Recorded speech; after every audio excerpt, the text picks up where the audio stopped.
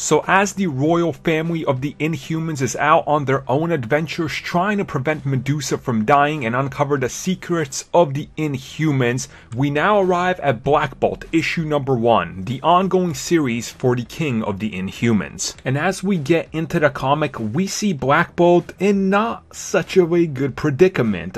He is actually fully beat up and chained up, and they're saying he has to repent for his crimes. And it is in this that we learn that he has been muzzled, so he cannot break himself out if he tries to speak, because he can't. And he seems to have lost his memories. But as the comic points out, he doesn't know where he is, but that doesn't mean he doesn't know what he wants. And what he wants to do is leave. And suspiciously enough, he actually ends up breaking the chains and being able to go on his own way. Everything seems a little bit conspicuous considering he's supposed to be restrained and not able to move. And this is where we get a little bit of story and dialogue telling us that the history of Black Bolt and his brother Maximus is not so clear in case you're new to comic books.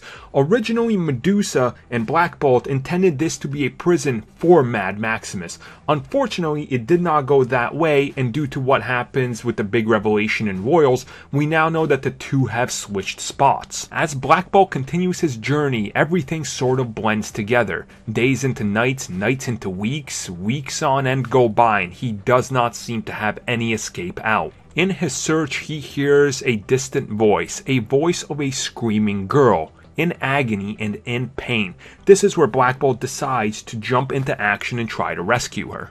And as he's trying to rescue her, he hears a voice, the voice of Crusher Creel, the villain of the Hulk, and he said he is here to crush his face. And Creel tells him one thing: if you want to go to the way out and talk to the person that is in charge here, you gotta go through me.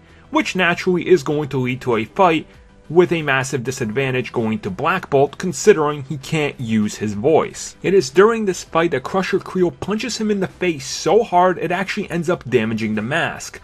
Black Bolt then gets the idea that, hey, maybe this thing can be removed if it's damaged enough. Running down the hallway after he defeated the Crusher, he runs into a huge menacing figure standing above him telling him to repent. It is at this moment that he manages to take his face mask off and speak. Except nothing happens. Black Bolt does not have the power of his voice. And as the comic ends, Black Bolt is defeated and put back into prison because he ends up putting himself there. And that's the end of the first issue. Honestly, I did not know what to expect from this. I went in expecting something completely awful, walking out completely surprised and astonished as to how good everything from the art to the story of this comic is. It is tremendous, and if you guys have any interest in the Inhumans, this is a great companion to the Royal series going on right now. 9 out of 10. You know what we like? We like comic book shirts, and we like comic book shirts that we can't find just anywhere, such as our TeePublic shop. TeePublic is all 100% original creations by fans of the material. All sorts of one-of-a-kind shirt you can only buy there, so make sure you check it out at our TeePublic shop or check it out in the description below to go straight there and see some amazing one-of-a-kind shirts.